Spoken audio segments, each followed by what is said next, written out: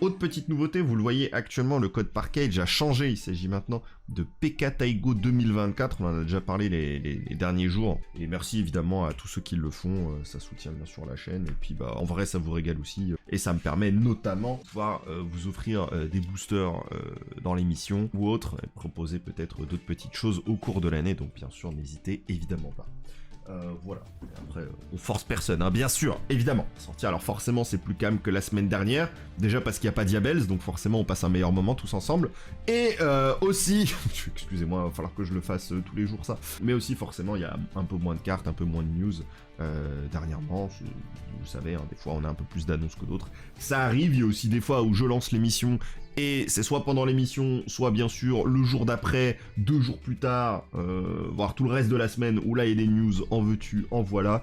Mais bon, c'est pas grave, hein, on fait avec ce qu'on a. Et bien entendu, alors la première news, et vous le savez, on en a parlé en long, en large et en travers, notamment hier, donc le live de mardi, alors qu'on aurait dû faire du remote, hein, comme quoi tout va bien. C'est le Two Player Starter Set qui est sorti, le kit de démarrage pour les débutants, du coup, hein, comme son nom l'indique, hein, kit de démarrage. J'avais envie d'en reparler, bien sûr, de manière un peu plus succincte, et évidemment pour l'émission avec les news en question. Donc du coup, c'est un set qui va sortir le 25, donc d'ici une semaine exactement, dans lequel vous allez avoir du coup plusieurs petites cartes, un duel scripté et une petite BD incluse. Donc ça donne notamment pour les joueurs confirmés et en général ceux qui regardent l'émission ou même ceux qui sont sur YouTube ou autres. Voilà, on va pas se mentir, voilà, vous avez votre Zeus, c'est bien pour ceux qui l'avaient pas, et puis c'est tout. On a la liste un petit peu des cartes ici pour ceux qui l'auraient raté, donc c'est assez aléatoire, on va pas se mentir au niveau des cartes, mais je reviendrai un petit peu dessus plus tard. Vous êtes le problème si vous critiquez ce produit, parce qu'il ne vous est tout simplement pas destiné. Donc voilà, il y a 2-3 petites rééditions sympathiques, mais clairement, c'est pas là-dessus. Il faut s'exciter, c'est un pack qui sera disponible pour normalement une vingtaine d'euros, je crois même 19,99. Je voulais quand même revenir là-dessus parce que en fait, je m'y attendais pas du tout, parce que bon, hier on a découvert ça en direct avec les sorties des vidéos chez les différents influenceurs, créateurs de contenu, que ce soit chez nous en France, mais aussi dans les pays anglophones ou autres. Et en fait, j'ai vu énormément de personnes de la communauté se plaindre de ce pack-là. On en a eu aussi en live directement, donc on a dû les remettre à leur place. Hein. On pense à vous, on fait des bisous. Mais voilà, moi je voulais revenir dessus un petit peu plus, de manière un petit peu plus posée, un peu plus calme. Encore une fois, c'est un pack qui ne vous est pas destiné dans la majorité du cas. En fait, si vous pouvez vous plaindre de ce pack, c'est qu'en fait, parce que vous aimez pas les cartes qui sont à l'intérieur, c'est qu'en fait le pack il est pas pour vous de base. Donc voilà, on a quand même eu des arguments à base de ouais mais bon un deck de structure fait mieux. Enfin dans ce cas-là, c'est que c'est le deck de structure qu'il te faut et pas ça. On rappelle qu'il y a des gens sur Terre qui ne savent pas ce que c'est une invocation normale. Voilà, enfin il y a des gens qui leurs seules connaissances de Yu-Gi-Oh sont très limitées, voire même sont quasiment inexistantes. Donc voilà, c'est quelque chose qui est super important. Débutant versus structure dans un deck, c'est pas la même. Absolument, et je pense que ça, il y a plein de gens qui ont pas cette notion. Et en vrai, je vais même aller plus loin. Je pense que, outre, et ça je vous en avais déjà parlé, si j'ai une seule chose à reprocher à ce produit, c'est peut-être la dégaine que se tape la petite BD de 64 pages. Comme je dis, moi j'avais un petit peu plus d'espoir là-dessus, avoir quelque chose d'un peu plus hypant. Enfin même moi en fait j'avais envie de la lire en fait cette BD, tu vois, de découvrir un peu le duel scripté. Alors ça j'en ai toujours envie bien sûr, mais j'espérais quelque chose d'un peu plus cinématique que du comics sans MS placé sur des images réutilisées de remote duel. Bref, vous avez compris l'idée. À part ce petit défaut-là qui m'est purement personnel, parce que j'espérais un peu plus. Je pense qu'en vrai, l'erreur qu'a ce pack, c'est juste d'avoir des cartes comme Zeus dedans. En fait. Enfin, c'est fou à dire, mais je pense qu'il n'y aurait pas eu cet accueil s'il n'y avait pas eu du Zeus, s'il n'y avait pas eu du Maladium, 2-3 cartes Maladium dedans et 2-3 petites cartes révélantes, parce que du coup la majeure partie des gens se plaignent en disant oui mais c'est vraiment un pack de merde etc, il y a que des cartes nulles, il n'y a pas de synergie machin. Je fais waouh, t'apprends comment on joue à Yu-Gi-Oh il y a quand on débutait quoi. donc ouais, c'est, je cite ouais c'est plutôt une bonne citation. Et Ces dernières semaines, bon, en vrai, depuis MZMI plus particulièrement, vous le savez, moi je prends la parole sur le prix des cartes, etc. On en discute de ce sujet.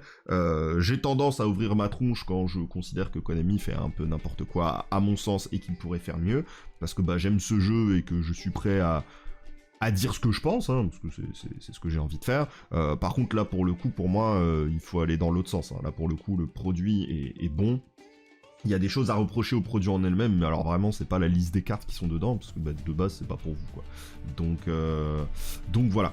Le problème, c'est que les gens voudraient un produit qui permet d'apprendre de zéro et qui permet d'aller jouer en local et se débrouiller un minimum. Spoiler, c'est impossible. Je suis tout à fait d'accord, c'est tout à fait impossible. Je pense qu'en fait, les gens qui critiquent ce produit, c'est des personnes qui n'ont soit jamais tenté de faire apprendre Yu-Gi-Oh! À un proche, ou même à quelqu'un qui ne le connaît pas, ce qui est encore plus difficile, parce que du coup tu n'as pas le... Je pense que le vecteur patience est plus difficile à aller récupérer, et surtout que bah, pour nous c'est un jeu qui est, je veux pas dire qui nous est imprégné, mais tu vois, quelque chose que c'est bon, moi j'ai pas besoin de me poser la question, est-ce que je vais lire une carte, ouais, comment elle s'invoque, c'est quoi un trigger, c'est quoi un effet rapide, non, pas besoin de mettre ça en avant, c'est bon, je suis au courant normalement de comment ça fonctionne, hein, c'est juste des points rolling un peu bizarres qu'on va essayer de rechercher, mais à part ça, normalement c'est bon, le jeu il est acquis, tu vois. Et en fait, le truc c'est que je pense que la majorité des gens qui se plaignent de ce produit, encore une fois, hein, pas la majorité des gens tout court, ceux qui ont compris à qui était destiné ce produit, bah, vous êtes les GOAT, hein, bien sûr, c'est qu'en fait... Il y a vraiment cette dissociation, je trouve, entre apprendre le jeu de zéro, c'est-à-dire découvrir le jeu à la base de la base, c'est quoi les règles, comment ça fonctionne, et aller en local. Tu vas pas en local dès que t'as appris le jeu. Je trouve ça vraiment dommage parce que, bah en fait, ça crée encore une fois un espèce de prisme d'élitisme que je trouve vraiment triste dans Yu-Gi-Oh! Alors ça existe dans plein de jeux, hein. On n'est pas les seuls à se manger ce délire-là, bien entendu. Mais du coup, je trouve ça un peu dommage parce que je trouve que c'est une belle initiative. Elle est pas parfaite, je suis d'accord. Je trouve que oui, il y a peut-être un peu trop de monstres normaux. Ça aurait pu avoir un petit peu plus de monstres avec des effets un peu plus classiques. Je trouve aussi qu'il manque vraiment un livret des règles directement intégré avec le duel scripté. En gros, que t'as le duel scripté et à côté t'as le livret des règles. Peut-être qu'il y est, mais vu la manière dont le produit a été présenté, j'en ai pas l'impression. Moi, j'avoue, j'aurais bien voulu même une mise à jour du livret des règles en français, ça aurait pu être sympa. Pour vraiment que, bah voilà, quelqu'un qui découvre le produit, il a non seulement le produit, et une fois qu'il a fini, il peut se mettre à réellement lire le livret des règles. Certains te disent oui, mais de toute façon, ça a pas de sens. Si t'as un tout nouveau joueur, tu peux très bien aller accéder à des combos. Et moi, je le dis et je le répète, il y a énormément de personnes, quand elles commencent Yu-Gi-Oh! On leur apprend un deck, mais ils savent toujours pas jouer au jeu. C'est-à-dire qu'ils savent jouer leur deck. Alors par contre, après, quand il faudra interagir avec l'adversaire, ce que t'as le droit, ce que t'as pas le droit de faire sur certaines situations, et qui sont pas si compliquées que ça, hein, juste des situations de jeu ouvertes en général, ils savent pas comment faire, donc dès que ça quitte un petit peu ce qu'on leur a dit d'apprendre un peu bêtement, donc pour moi, c'est pas une manière optimale d'apprendre à jouer à Yu-Gi-Oh! Hein. Je rappelle que c'est un jeu de société... dans lequel on se fait kiffer, et je pense que y a rien de mal de commencer doucement, et le pire des trucs que tu puisses faire en tant que personne qui fait partie de la communauté de Yu-Gi, pour le coup, je pense, c'est de ne pas apprécier ce produit à sa juste valeur, c'est-à-dire aussi accepter le fait qu'il est pas pour toi. Enfin, ça va, hein, on se mange Phantom Nightmare dans 2 semaines, il me semble. Non, pas dans 2 semaines, peut-être 2 ou 3, je sais plus. On se mange, voilà, on vient de se manger Bonfire qui vient d'arriver. Enfin, tranquille, tu vois, je pense qu'on a aussi le droit à un moment de se dire... Viens, on chill un peu. Pareil, il y a un deck de structure qui est sorti il y a pas si longtemps, Fire King, qui est un plutôt bon deck de structure pour commencer, en tout cas de manière compétitive, ou pour aller en local, etc. si t'as envie de passer le pas. Donc je pense qu'on peut aussi à un moment se dire, waouh, on a le droit à un produit qui nous appartient pas. Enfin, je sais pas, quand il y a un produit Speed Duel qui sort, j'entends pas la communauté gueuler sur le produit Speed Duel. Donc juste les gens s'en foutent. Donc je vois pas trop pourquoi ils s'en foutent. Pas pour ce produit-là, du coup. Il y a littéralement écrit kit de démarrage, il n'y a même pas écrit deck. Ça montre clairement que c'est pas un produit qui est destiné à ces personnes-là. Moi, le produit m'est absolument pas destiné, mais je vais quand même me le procurer parce que je trouve que c'est cool, c'est une bonne initiative. Et puis même, moi, il y a bien des gens à qui j'ai envie d'apprendre à jouer à Yu-Gi-Oh! Donc avoir ça sous la main, ça peut être super sympa, je trouve. Et je sais pas si vous avez vu un peu l'intérieur de ce livret. Le texte étant très gros, en comics sans MS, si je dis pas de bêtises. Donc vraiment, le but, c'est que ce soit accessible à des enfants. Et je crois que la majorité des gens qui me regardent actuellement ne sont pas des enfants. Donc normalement, tout va bien, vous pouvez passer votre chemin. il faut prendre le truc positivement, se dire, ok, si on peut ramener encore plus de joueurs, encore plus de trucs, enfin vraiment, il y a aucune honte à débuter, il y en aura jamais, et les gens prennent leur temps pour le faire, et c'est pas un souci. Et comme je vous l'ai dit, enfin voilà, tu veux l'apprendre, je sais pas moi, à ta copine, à ton copain, à certains de tes potes qui connaissent pas trop le jeu. Et tu vois, c'est pareil, même certains se disent, ouais, tu vois, certaines personnes qui apprennent Yu-Gi-Oh très tardivement, en 2019, 2020, on vous connaît pendant la période Covid, ils ont peut-être réussi à apprendre le jeu assez vite, mais il y a peut-être aussi ce truc où certains, voilà, ils ont certaines facilités, certains ont déjà joué à d'autres jeux de cartes, certains sont des gamers ou ont l'habitude, et donc du coup, forcément, pour eux, c'est un peu plus simple. Il y en a d'autres, ils ont jamais touché une carte de leur vie. Les jeux de société, c'est pas du tout leur truc, ils connaissent pas. Enfin voilà, donc forcément, il faut aussi penser à cette base-là de joueurs. Et je trouve que c'est intéressant. C'est intéressant de pouvoir faire ça. Moi, j'ai vraiment appris le jeu de la manière la plus smooth possible, en fait. J'ai appris en lisant les règles, en jouant avec des gars de mon âge. Je suis allé en DC, des darons de 36 ans m'ont fracassé la gueule. Il y a des moves que je faisais qui étaient illégaux, mais j'en avais aucune idée parce que de la manière dont c'était écrit dans le jeu de cartes, ou même dans les cartes en elles-mêmes, j'avais pas l'impression de faire quelque chose de mal. Moi, j'ai vraiment appris au fur et à mesure du temps. Et je pense qu'aujourd'hui, en fait, il faut se rendre compte que les gens qui commencent Yu-Gi-Oh! Aujourd'hui, c'est beaucoup plus difficile que moi quand j'ai commencé Yu-Gi-Oh! Il y a 20 ans. Parce qu'en fait, il n'y avait pas 20 milliards de mécaniques. En fait, les mécaniques, je les ai assimilées au fur et à mesure que j'ai assimilé le jeu. Alors que là, quelqu'un qui se met à découvrir le jeu, il doit rattraper, en fait, tout son retard. Combien de personnes aujourd'hui se mettent au jeu en même en 2022, 2021, et tu leur sors un monstre pendule, ils savent pas, genre, parce que juste, ils en croisent pas, en fait. Et la première fois qu'ils en croisent un, tu le sens, hein. Moi j'ai joué Violence contre des gens qui sont pas dans le jeu depuis longtemps, et tu sens que ils savent pas comment ça fonctionne, tu vois. Donc des fois, tu sens que tu peux roule shark un gars très facilement, parce que juste il est pas au courant, il a pas rattrapé cette étape-là. Et donc ça, forcément, c'est un peu compliqué, quoi. Donc voilà, c'était à peu près tout pour le 2-Player Starter Pack. Voilà, quelque chose que vous pouvez conseiller à vos amis qui veulent un petit peu découvrir, etc. Même pour jouer entre potes. Et après, comme on dit, voilà, il y a 2-3 rééditions sympathiques, mais clairement, je pense pas que... Voilà, la majorité était accessible. Voilà, il y a juste le Zeus qui... Bon, c'est cool. Et après, même Visa, c'était actuellement accessible sous des raretés. Donc, avec Didicro, voilà, mais... Bon, on va pas se mentir, la majorité des cartes sont pas particulièrement jouables ou autres, mais ça reste sympathique. Et puis après voilà, ça reste cool. On va passer tout simplement au reveal des dernières cartes qui ont été annoncées. Alors il y en a pas beaucoup, hein, comme je vous l'ai dit en début d'émission. On n'en a pas énormément, parce que forcément, voilà, on a eu tout un gros stock la semaine dernière, parce que je devais rattraper 2 semaines.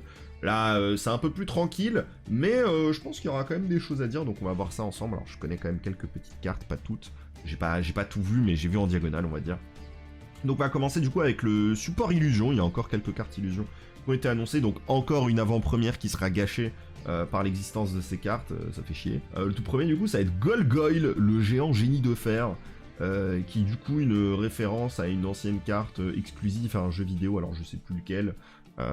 Voilà. C'est un monstre niveau 10, illusion, terre, 1800 d'attaque, 3000 de défense. Alors là, les stats, elles sont un peu aléatoires, parce que je crois que même la référence de base, elle est genre niveau 4. Et je crois qu'elle a les moitiés de stats. Elle a genre 1006 de défense, et je crois qu'elle a 900 d'attaque. Donc vraiment, je sais pas pourquoi ils ont doublé, mais pas le niveau. Ça n'a... Voilà. Ça... Pas de souci. Du coup, cette carte combat un monstre, aucun de ces 2 monstres ne peut être détruit par ce combat. Très bien, on peut utiliser chacun des effets suivants de Golgoyle, le géant génie de fer, qu'une fois par tour. Si votre monstre, machine ou illusion combat après le calcul des dommages, vous pouvez cibler un de vos monstres qui est banni ou dans votre cimetière, invoquez-le spécialement. Cette carte est bannie depuis le terrain, vous pouvez invoquer spécialement cette carte.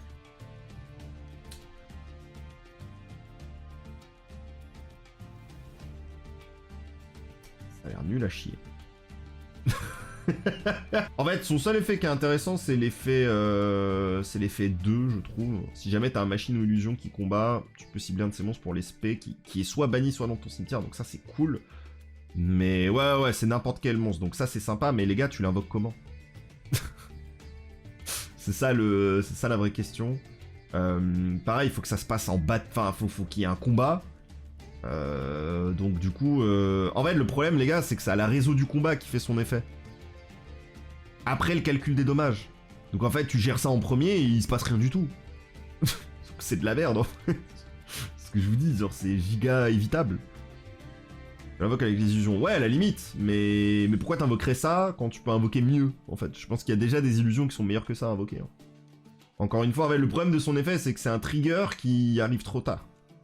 C'est pas si votre adversaire active une carte ou un effet, machin, il faut qu'il y ait un combat, et que le combat soit terminé. Ouais, enfin, t'inquiète pas qu'avant que ça arrive, Golgol, il sera plus là, déjà. Hein, En fait, c'est juste ça, tu vois, parce qu'on va me dire, ouais, mais il est pas destructible au combat. Fait, ouais, enfin, après, il se prend tous les effets du monde et il est dead, genre, il y a pas de... Donc voilà, y a pas de... Je pense que la carte est juste naze, hein. Voilà. Vraiment, en foin, il peut être joué en vrai. Ah ouais, hein, vraiment, j'ai pas envie d'avoir cette carte dans la main, hein, les gars.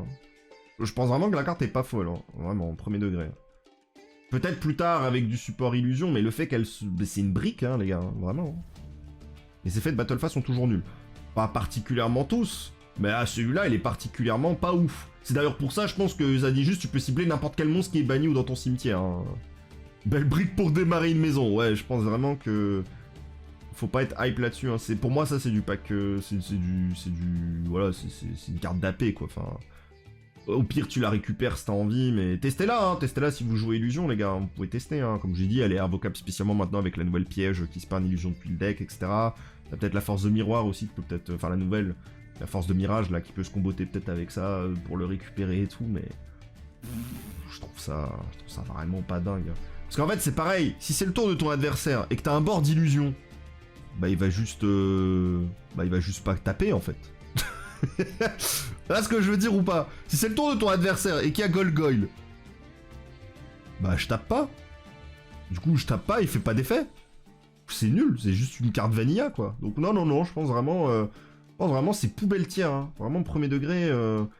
Pour que la carte soit intéressante, faut que ce soit toi qui joues, tu sois en go second, faut pas qu'elle soit dans ta main, sinon c'est une brique. Faut que tu la respectes. Ok, bon, on va parler maintenant de Serre de Shorilan. C'est l'autre illusion qui a été annoncée. Pareil, hein, référence à un ancien jeu, Yu-Gi-Oh! Je crois même que c'est le même. Un monstre rêve également. Si cette carte combat un monstre, aucun de ces deux monstres ne peut être détruit par ce combat. Classique, c'est l'effet des illusions, très bien. Durant le tour de votre adversaire, fait un pin, vous pouvez cibler un monstre, démon ou illusion que vous contrôlez. Renvoyez-le à la main si vous faites invoquer spécialement cette carte depuis votre main. Oh, l'effet aurait été insane si c'était pas durant le tour de ton adversaire, mais juste un effet rapide de base. La carte est passée de... Genre, premier effet, la carte est passée de staple de fou dans n'importe quel deck démon qui peut peut-être faire quelque chose de sympa, etc. à... même ça aurait même pu être joué dans une chaîne, je pense. À nul. C'est dommage. Bref. Tac. Lorsque votre adversaire active une carte ou un effet qui cible une ou plusieurs cartes en votre possession, effet rapide, vous pouvez cibler un monstre contrôlé par votre adversaire, renvoyer cette carte depuis le terrain à la main et si vous faites, détruisez le monstre. Bah, c'est nul aussi. C'est... Bah, la carte est naze. Pareil. En fait, genre, ça protège même pas. C'est juste si jamais il active une carte ou un effet qui cible, toi, tu dis, ouais, ouais, je te cible un monstre que tu contrôles. Ouais, c'est vraiment naze. Hein. C'est... Il y a pire, ouais, toujours pire, il y a Golgoyle déjà. Mais au moins lui, il a des... Lui au moins il a deux effets rapides. Mais... Ouais, je la mettrai pas dans mon deck, hein. Vraiment, pas trop fan de la carte. Oui, tout à fait. En fait, je pense que là, ils essaient juste de mettre des cartes qui sont pas incroyables en tant que monstre illusion. Parce que faut un peu varier, faut donner du choix, etc. C'est sympa, mais c'est pas, voilà, on n'est pas, voilà. Je vous le dis, hein, c'est deux communes hein, actuellement. Voilà, y a pas de souci, vous inquiétez pas, on va se faire kiffer. Voilà, c'est pas des cartes exceptionnelles, mais voilà. En tout cas, des nouvelles cartes illusion. Et t'inquiète, là, tout le monde me dira dans la vidéo YouTube. Mais non, mais c'est incroyable, tu peux faire des trucs de fou avec, c'est exceptionnel. Bon, vraiment, j'ai l'impression que c'est nul à Yesh, hein, mais peut-être je me trompe, je sais pas. Mais je pense que vraiment, c'est deux cartes ultra nulles, et peut-être qu'on verra pas.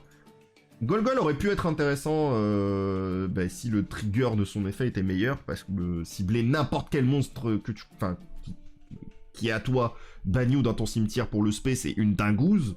Mais en vrai... Voilà, la condition, elle est vraiment naze, je trouve. Très bien, maintenant on va parler du support Yubel, parce qu'il y a eu deux nouvelles cartes qui ont été annoncées pour le support Yubel, bien sûr, et on va voir un petit peu ce que ça donne. On va voir du coup le faux filler, du tombeau infernal. Niveau 1, ténèbres, attaque 0, défense 0, démon. Donc du coup la carte est tutorisable avec Piri Reis, hein, du coup je pense. Si vous contrôlez un monstre démon, effet rapide, vous pouvez invoquer spécialement cette carte depuis votre main. Vous pouvez détruire un monstre que vous contrôlez qui est Yubel ou qui le mentionne.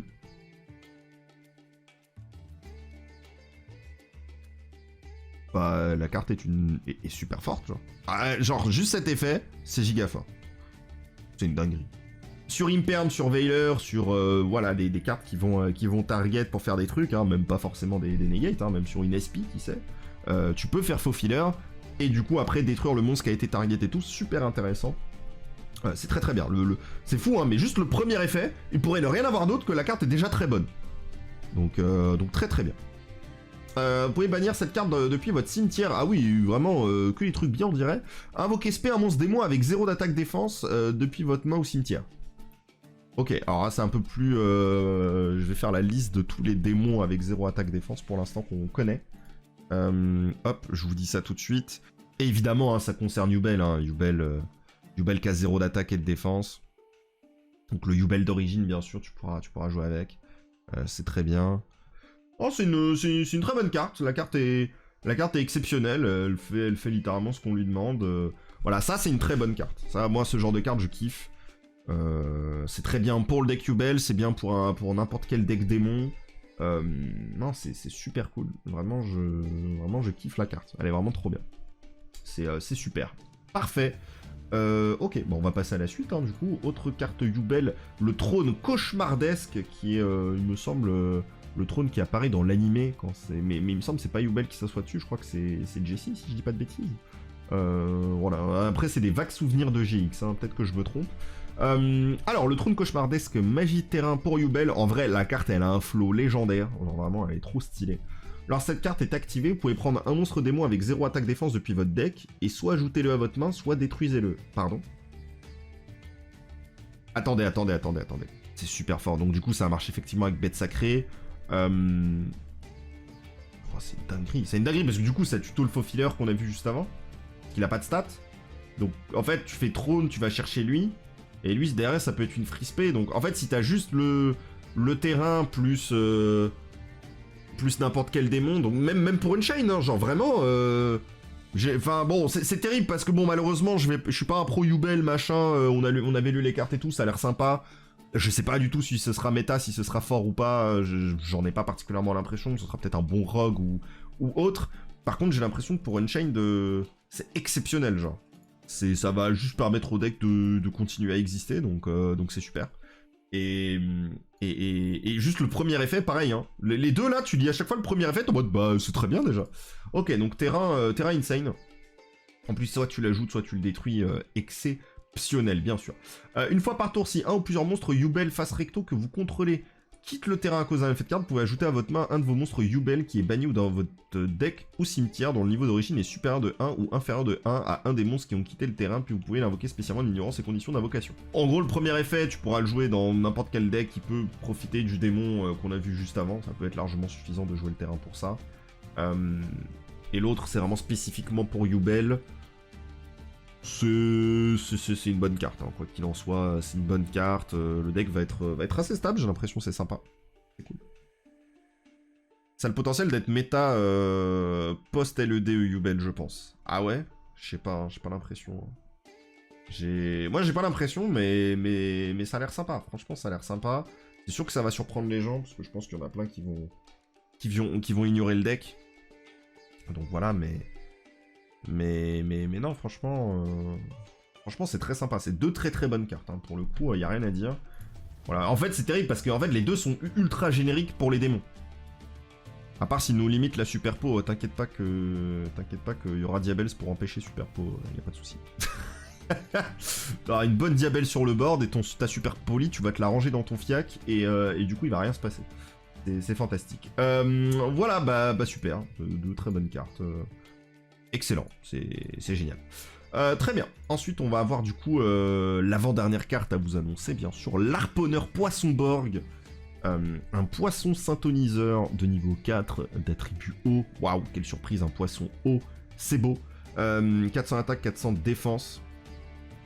Vous pouvez révéler cette carte et un autre monstre haut dans votre main. Invoquez-en spécialement un et défaussez l'autre. Mais qu'est-ce que... Comment ça on se tape 3 bonnes cartes consécutives là? Lui aussi c'est un effet de ouf. C'est trop bien.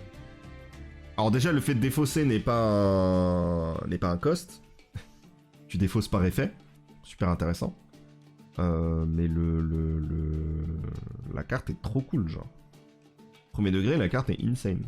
Alors, j'aime vraiment trop. Ok. Si cette carte est envoyée au cimetière comme matériel synchro pour un monstre haut, vous pouvez annuler les effets d'un monstre à effet contrôlé par votre adversaire jusqu'à la fin de ce tour. Oh, j'aime bien. Hein.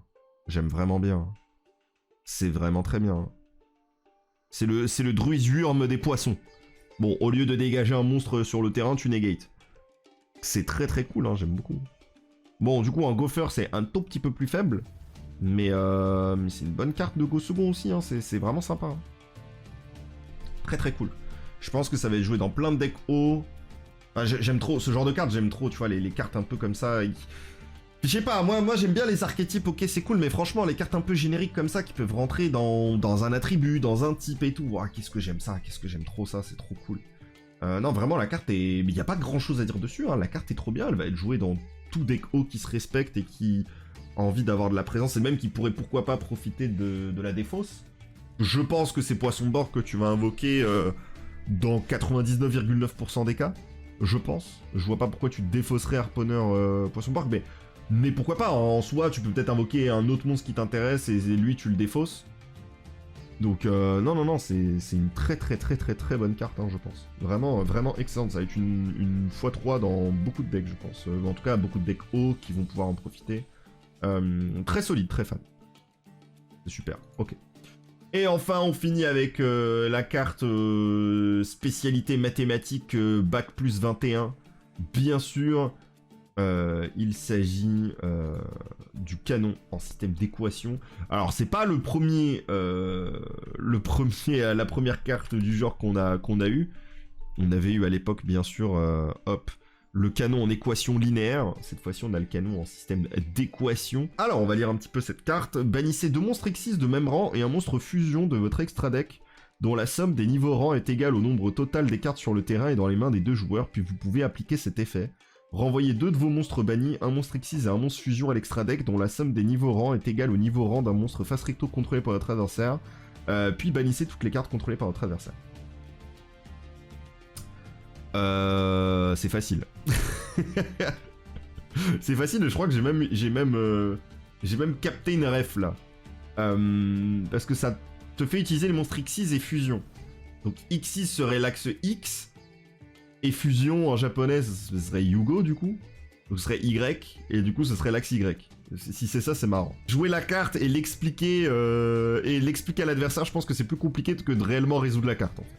Alors en vrai c'est pas particulièrement compliqué, ça te demande une place monstrueuse dans l'extra deck quand même, hein, parce qu'il te faut 3 cartes de l'extra deck, sauf que bah, si tu veux optimiser à fond l'utilisation de cette carte, faut que tout ton extra deck soit lié à l'utilisation de cette carte, donc c'est un peu complexe. Ok, non c'est rigolo, j'aime trop ce genre de carte, c'est très fun. Vous voyez, je préfère largement ce genre de carte que des cartes injouables, mais dans le sens injouable et pas drôle, tu vois, elle est drôle, c'est une carte de troll, c'est une carte un peu mème et tout, la carte est sympa. Ok, bah écoutez, c'était la dernière carte que je vais vous annoncer, donc voilà, on finit les news sur une note assez légère. Voilà, des petites cartes assez sympathiques. Pour le coup, bien surpris du petit package faux filler, trône et harponneur, vraiment des très bonnes cartes. Bon, forcément, au milieu de tout ça, faut bien de monstres illusion tout clacos, sinon c'est pas drôle, bien sûr. Mais voilà, c'est la fin des news.